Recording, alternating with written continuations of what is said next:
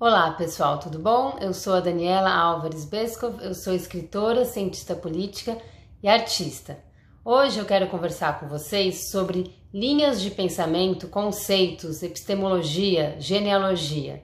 Então eu deixo a pergunta: como se desenvolve uma linha de pensamento ao longo do tempo e como essa linha de pensamento se difunde pelos territórios? São dois pontos aí para a conversa de hoje. Então, primeiro vamos pensar que a interpretação, né, sobre a realidade, né, quando alguém vai escrever, desenvolve uma teoria, escreve um livro ou fala, né, sobre algum assunto, essa pessoa está partindo, né, de uma interpretação sobre a realidade e transformando essa interpretação em palavras escritas, né, ou faladas. Então, essa interpretação vai partir de dois pontos, né? Um ponto é a escolha que a pessoa vai fazer sobre o que elementos ela vai selecionar da realidade para conectar, para relacionar esses elementos, para gerar hipóteses, para gerar argumentos e conclusões. Então, é impossível a gente falar da realidade toda, de todo a infinitude dos elementos que compõem a realidade. Então, né, a pessoa teórica, ela escolhe elementos para desenvolver e a partir daí defende o seu argumento. Então, primeiro a gente tem a escolha, né? Em segundo, a gente pode pensar o condicionamento, né, histórico, social daquela pessoa. Ou seja, cada pessoa tem uma vida, né, uma história de vida diferente. Ela nasceu num país diferente, foi criada num estado, numa cidade, etc., num bairro. Vai ter uma experiência durante toda a vida dela em função também de vários fatores: se essa pessoa é homem, se ela é mulher, se ela é heterossexual, homossexual, se ela é branca, se ela é indígena, etc. Todos esses fatores vai, de certa forma, condicionar o olhar dela para a realidade, né?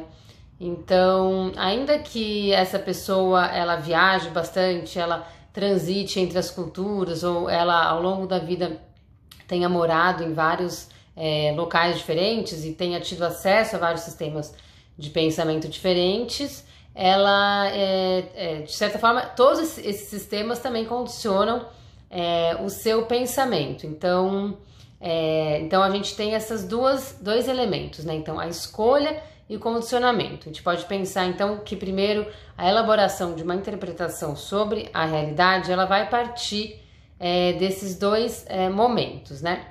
Bom, vamos pensar agora sobre as diferentes interpretações sobre algum elemento, sobre algum contexto. Além desses dois elementos, né, da escolha e do condicionamento, a gente tem vários outros elementos que vão surgindo, né, durante o desenvolvimento do argumento da pessoa.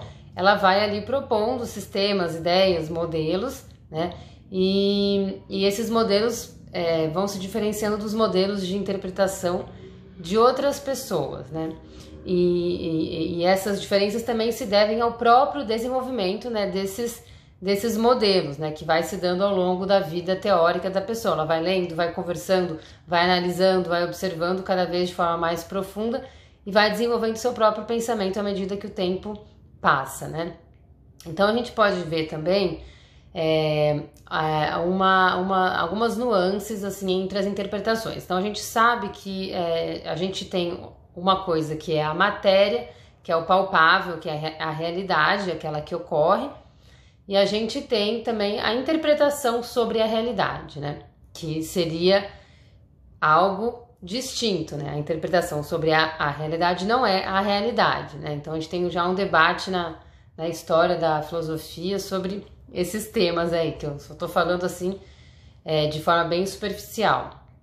Então, o que eu observo assim, enquanto, enfim, pensadora, enquanto pesquisadora, né, enquanto escritora, pessoa que propõe aí ideias também teóricas, eu percebo que há algumas diferenças entre esses sistemas de pensamento. Então, há algumas interpretações. A interpretação nunca vai ser a realidade, né? Porém, há interpretações que se aproximam mais do verídico, né? Se aproximam mais do que de fato ocorreu. E há interpretações que se distanciam desse material, se distanciam do verídico, né? Então, aí que entra a complexidade, né, da coisa, né? Principalmente quando essas teorias, essas interpretações vão resultar em ações que vão atingir o coletivo, por exemplo, como a elaboração de políticas públicas, por exemplo, no Estado, né, que vão atingir toda a população. Então, se a gente tem, vamos pensar num exemplo assim para exemplificar, né? Vou propor assim um exemplo.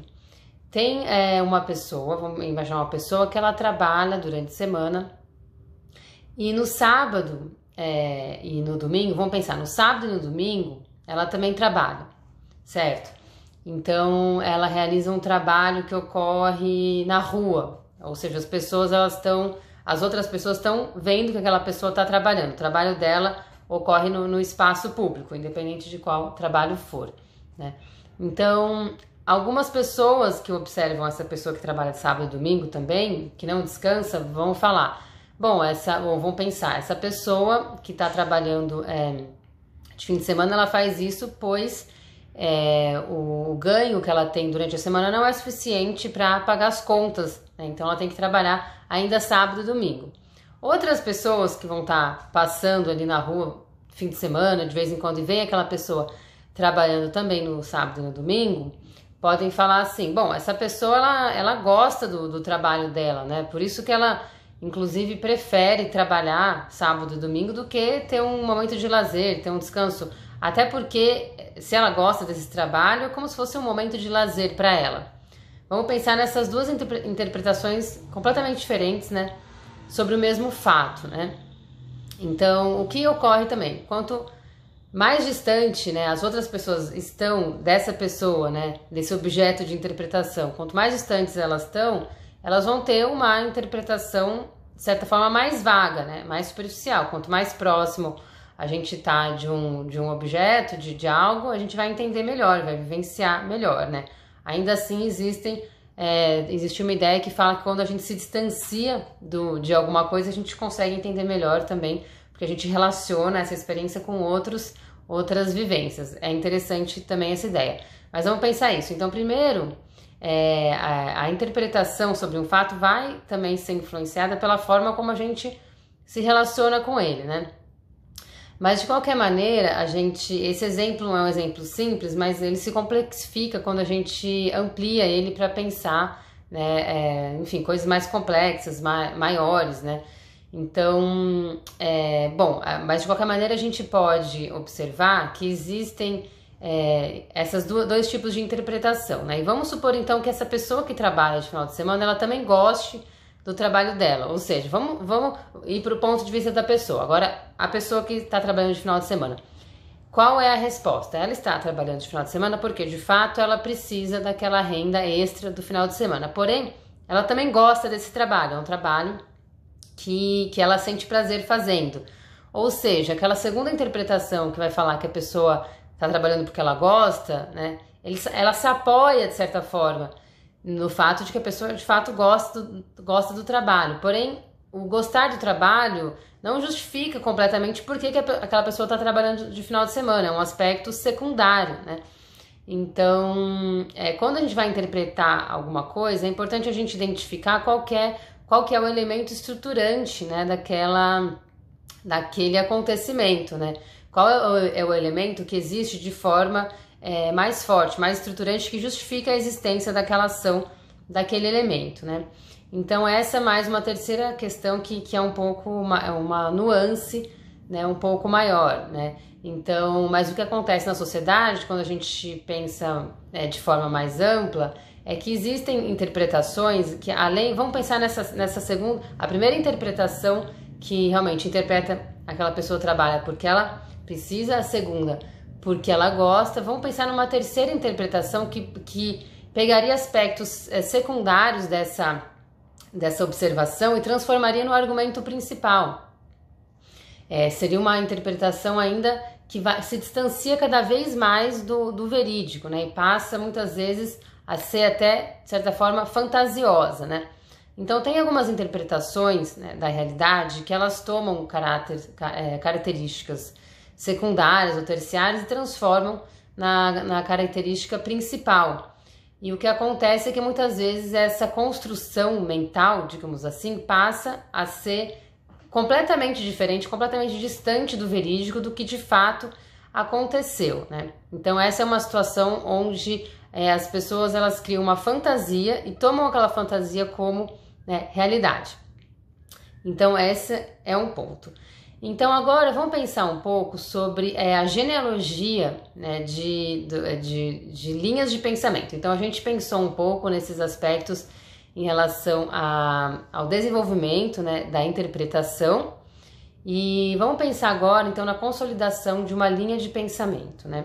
Se a gente pensar genealogia, né, esse termo é bastante usado para pesquisar a origem e desenvolvimento de famílias, né, de linhas genealógicas, né? Mas ele também é utilizado para pensar a origem e o desenvolvimento de outras coisas também, como os conceitos, por exemplo. Se a gente pensar a genealogia de conceitos, né?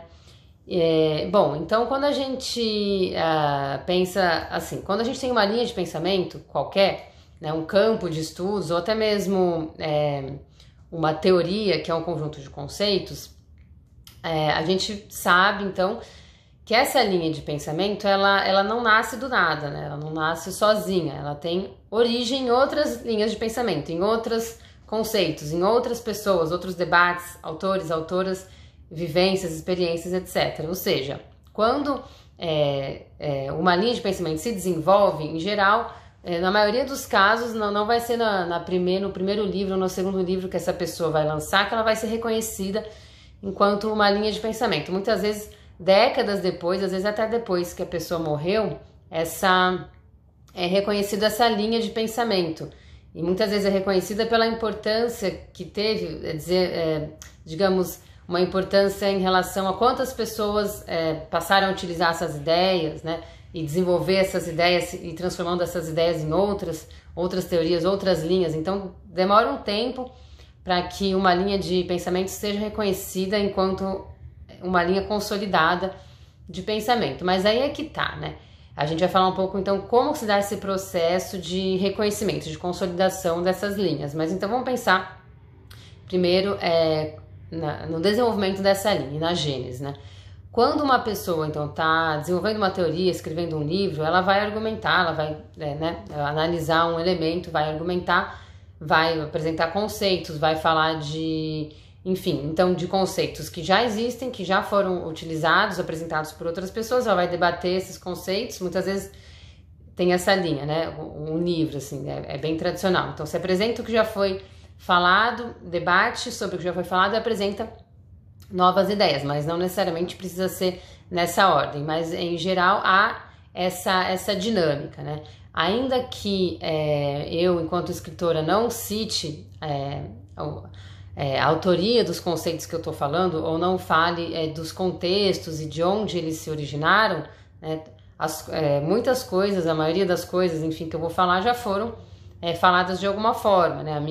O meu pensamento, ele é originado, pois eu vou aprendendo ao longo da minha vida sobre as coisas, e esse aprendizado vem de pessoas que já pensaram sobre isso e me ensinam, né? A gente não gera nosso pensamento do nada. Então, ainda que eu cite ou não cite os nomes dessas pessoas, as referências, os livros, eu estou falando sobre coisas que já foram pesquisadas. Tem uma herança conceitual, uma herança de debate, né, em todas as sociedades, né? No mundo a gente carrega o momento presente, a herança do momento passado, né, em termos de teoria, de conceito. Então, então quando a gente vê, por exemplo, vamos pensar, sei lá, feminismo, que é um termo aí que está sendo bastante debatido atualmente, né? Um movimento e também uma linha de pensamento também, né? Uma linha teórica.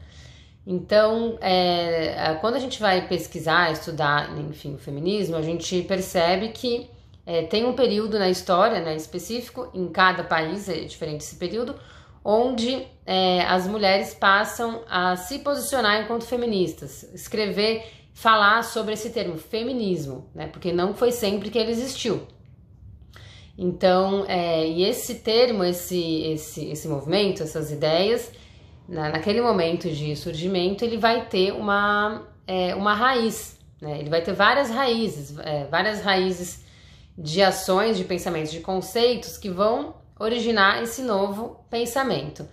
E o que acontece? Ao longo do tempo, vão se passando as décadas e os séculos, e as pessoas do presente vão perdendo contato com essas raízes que originaram determinado pensamento, que muitas vezes é um pensamento que elas, enfim, estudam, defendem, se colocam enquanto produtoras e acionadoras desse pensamento, mas tanto tempo se passou que se perdeu as raízes desse próprio pensamento. Então, a pessoa, ela passa a repetir um conceito desvinculado, de forma desvinculada da sua origem, né? E essa origem está em locais, muitas vezes até opostos à linha que se cria, né? Então, se a gente pensar o feminismo, ele vai ter inspiração aí em várias lutas diferentes, várias ideias e teorias diferentes, assim como qualquer outra linha de pensamento. Se a gente pensar o marxismo, o estruturalismo, etc. Até se a gente pensar em campos de pensamento, de pesquisa, sociologia, antropologia, etc. Como que surgiu essas áreas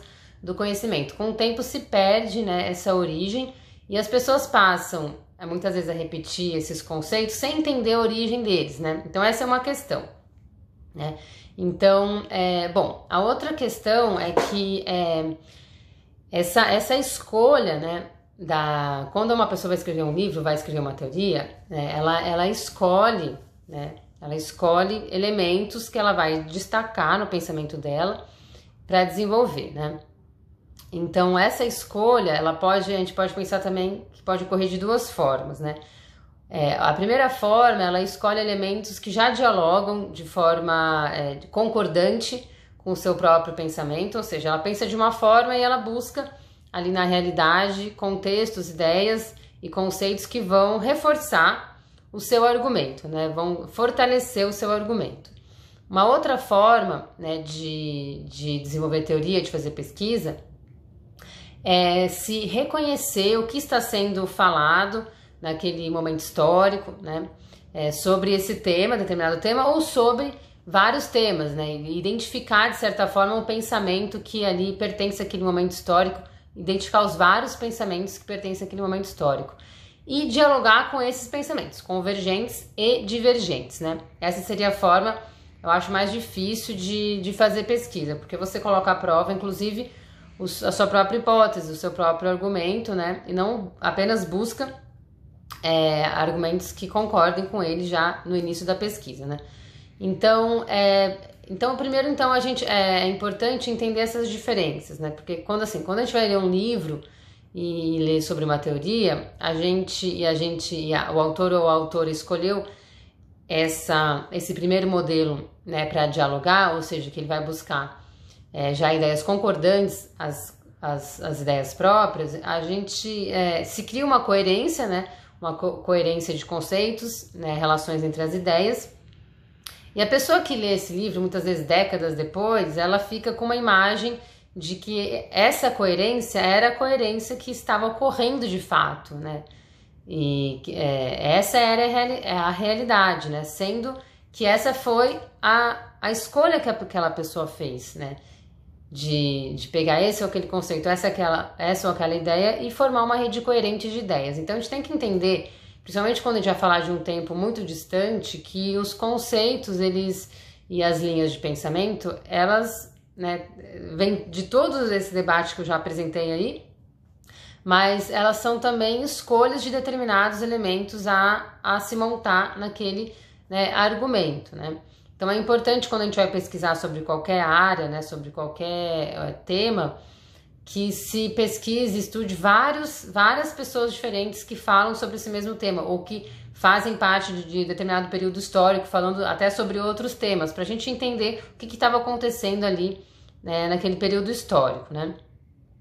Então, essa é uma questão, né? Então, vamos pensar agora um pouco, né, sobre a difusão dos conceitos, né, pelos territórios, né? Então, por exemplo, a gente tem no Brasil já, é antiga essa crítica de que nas universidades, né, ao longo das últimas décadas, enfim, séculos, não tantos, né, porque não tem universidade há tanto tempo assim aqui no Brasil, mas pensar, né, nos últimos tempos que já tem essa crítica de que o que se é ensinado nas universidades muitas vezes as teorias vêm de outros países, né? Da Europa, dos Estados Unidos.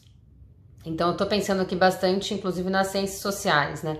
Nas humanidades. Então essa crítica já é antiga, que o que se estuda, né, nos currículos das graduações são, em grande parte, né, teóricos, né, e teóricas, mas na sua maioria homens, inclusive, da Europa e dos Estados Unidos, né? Então, o que eu queria pensar? Assim? Então, a difusão de uma teoria pelo território, ela ocorre por várias questões, mas assim, tem aí relações de poder, né, envolvidas, né? Então, por que a gente reconhece tal ou tal pessoa enquanto uma ideia, uma teoria válida para se ensinar, para se debater, né?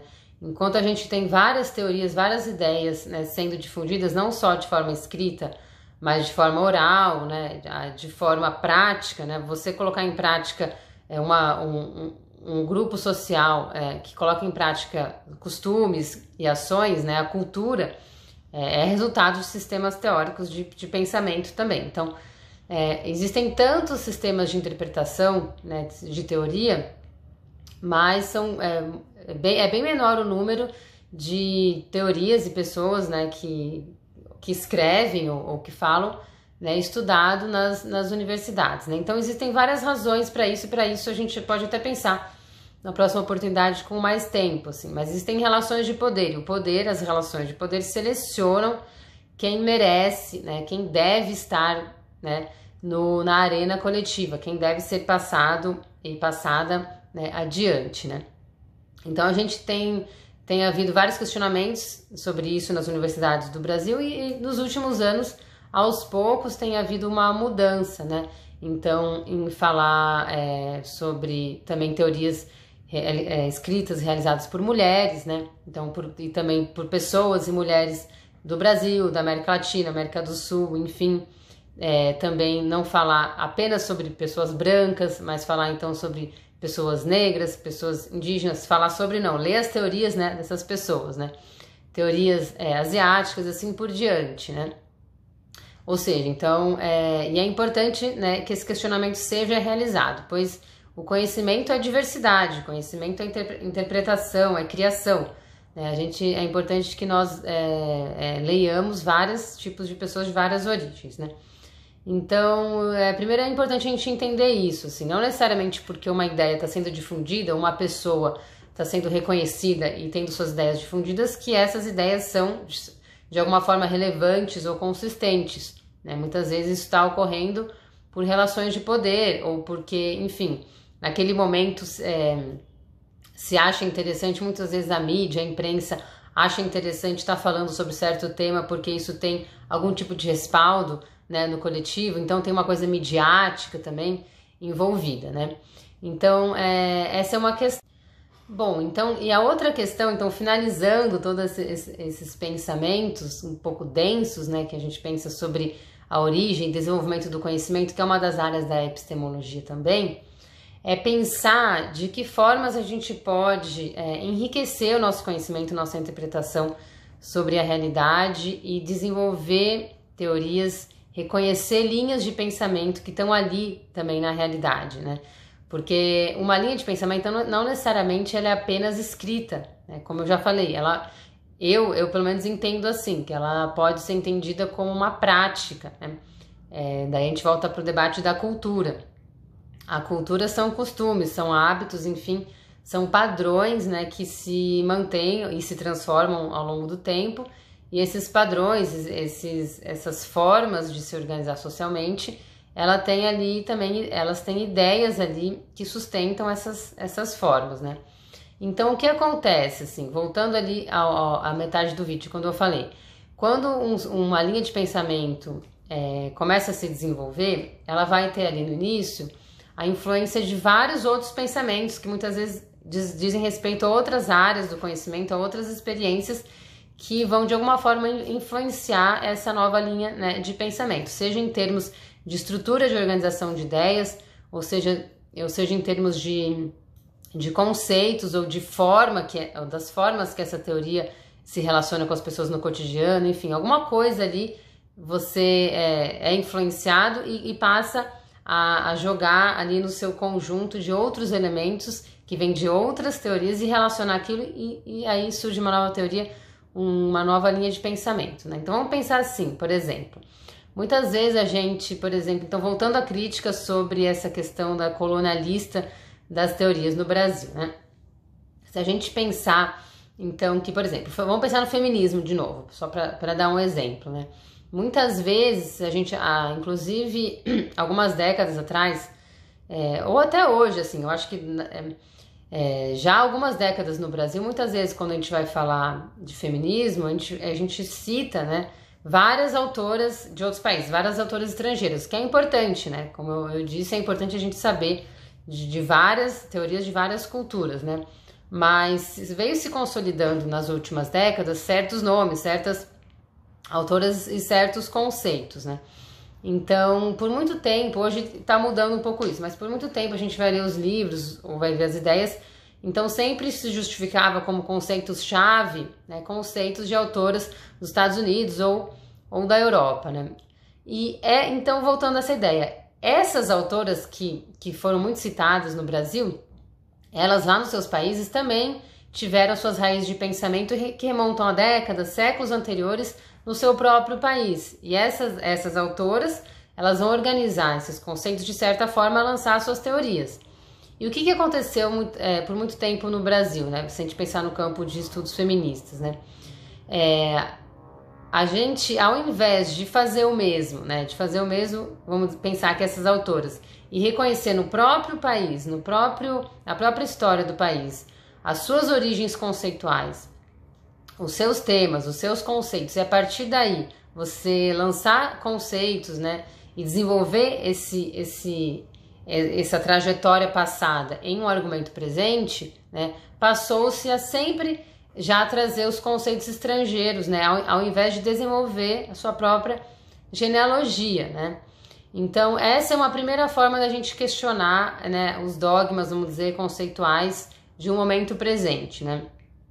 Se a gente pensar, por exemplo, vamos pegar então o feminismo. O que é o feminismo? Vamos pensar num conceito, uma possível definição. Então, o feminismo é um movimento e também uma linha de pensamento, né, que analisa, né, a violência que os homens cometem contra as mulheres, né, dentro do sistema patriarcal, e se posiciona contra essa violência. Ou seja, o feminismo ele se empenha para que exista liberdade, né, para as mulheres, se empenha para que essa violência patriarcal, né, cesse, né? Então, o movimento é uma teoria que se empenha pela libertação das mulheres. Então, se a gente, vamos pensar então Brasil, né? Vamos pensar, se a gente então for organizar uma linha de pensamento feminista, linha de pensamento e ação feminista brasileira, o que é importante fazer? Então, voltar às raízes, né, da história do país e através dessa arqueologia histórica, arqueologia conceitual, inclusive, que é um termo que eu defendo, identificar ali as sementes, identificar momentos, enfim, que foram gerando, que foram influenciando esse pensamento que hoje se encontra como um pensamento e como um movimento feminista, né? Então, quais foram essas raízes, né, que estavam em outros movimentos, estavam em outros contextos, né, teóricos ou práticos, né? E a partir daí entender e traçar uma possível, né, genealogia do feminismo, do conceito de feminismo hoje no Brasil, né? Uma outra ideia, uma outra metodologia de interpretação e de proposição conceitual é pensar dessa forma. Em outros países, vamos pensar que a gente está utilizando uma genealogia dos Estados Unidos, por exemplo. E, bom, vamos pegar, vamos entender quais foram as raízes, né, os elementos que geraram, nessa linha de pensamento que a gente está utilizando aqui, vamos entender quais foram esses elementos que lá geraram os conceitos atuais-chave feministas. Vamos, então, voltar para o Brasil e perceber, observar se a gente encontra esses elementos aqui no Brasil, né? Esses mesmos elementos ou elementos semelhantes aqui no Brasil, na história, né, passada do Brasil. E a partir daí a gente pode traçar, né, também teoricamente hipóteses e possíveis relações. Esses elementos aqui no Brasil de que forma que a gente pode traçar teoricamente uma linha de desenvolvimento, né, que chegaria até o feminismo presente no Brasil. Então, né, duas coisas eu falei. Primeiro, olhar o feminismo presente no Brasil e olhar para o passado brasileiro e a partir daí estabelecer possíveis relações e buscar suas raízes. O segundo é olhar para uma linha de pensamento estrangeira que a gente adotou aqui e olhar para as raízes dessa linha e tentar traçar um paralelo de semelhança com essas raízes presentes no mesmo momento histórico que estavam presentes ali, né, na genealogia desse outro país estrangeiro. Duas ideias diferentes, né, de questionamento do desenvolvimento de teorias, né. Uma segunda ideia, aliás, uma terceira ideia, então, voltando para o Brasil. Então, a primeira ideia era voltar ao passado e traçar uma possível linha teórica. A terceira ideia seria voltar ao passado, voltar essa primeira ideia para gerar uma terceira. Então, a gente volta ao passado para reconhecer, né, possíveis raízes do feminismo presente. Essa era a primeira. E a terceira seria pegar esses mesmos elementos que a gente reconheceu no passado e traçar uma possível, uma outra linha de pensamento. Ou seja, que outra linha de pensamento atual, essas mesmas raízes que a gente identificou na alternativa 1, poderiam gerar, né, em termos conceituais, em termos de identificar linhas ali que estão gerando outras linhas, etc. E a gente vai identificando esse desenvolvimento, né? Que outra linha de pensamento isso pode gerar, né? Essas seriam, então, 3 ideias para a gente questionar os dogmas conceituais, ou entender melhor o desenvolvimento também das teorias e dos conceitos, né? E uma quarta alternativa ainda seria a gente olhar para o passado, né? Observar contextos, ações, ideias que muitas vezes estão esquecidos, não estão sendo debatidos, e a partir daí também traçar uma possível origem de um outro pensamento, uma outra linha de pensamento, né, que possa ter se desenvolvido ao longo do tempo e que existe hoje em formas de ações, em formas de ideias, mas ainda não está sistematizada enquanto teoria. Então, o que eu quero um pouco também dizer com tudo isso é que as linhas de pensamento, as teorias, elas estão aí em vários locais da sociedade, independente se nós estamos reconhecendo essas linhas enquanto linhas de pensamento. Muitas vezes são práticas, são redes de ações que já existem, mas não estão sendo nomeadas, né, como tal. Então, acho que uma das tarefas dos pesquisadores é reconhecer o que está sendo difundido na realidade enquanto discurso, enquanto prática, e expressar, transformar, traduzir o que já está acontecendo, né, traduzir em ideias e conceitos e dialogar com a realidade, com o coletivo, né? Então, bom, essas são algumas ideias, né, para hoje eu queria falar com vocês. Então, a gente pensar, né, sobre genealogia, né, epistemologia, origem, debate dos conceitos e questionar também essa difusão, né, das ideias e sistemas de pensamento no globo, né, na Terra, né? Entender que existem relações de poder não apenas nos campos econômico, social, etc., né, nos campos entre homens e mulheres, as relações de sexo, as relações de gênero e outras mais, mas essas relações de poder também existem, né, na difusão dos sistemas teóricos, né, dos sistemas de pensamento, tá bom?